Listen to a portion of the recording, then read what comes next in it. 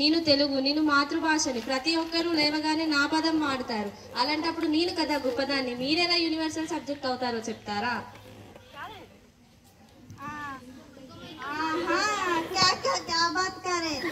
Universal subject అవుతారు.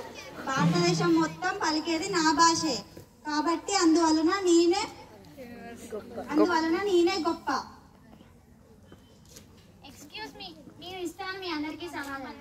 ప్రపంచంలో ఏ మూలకు వెళ్ళినా నేనే కదా ఉపయోగపడేది కాబట్టి నేనే యూనివర్సల్ సబ్జెక్ట్. మీరంతా భలే కామెడీ చేస్తున్నారే. ఈ ప్రపంచం మొత్తం పుట్టింది నాలో నుంచి. నేను లేని మీరంతా ఎవరు లేరు కూడా. మీరంతా ఏమి చేయాలన్నా నేను ఉండాలి ముందుగా. కాబట్టి నేనే గ్రేట్, నేనే యూనివర్సల్ సబ్జెక్ట్ ఇక్కడ.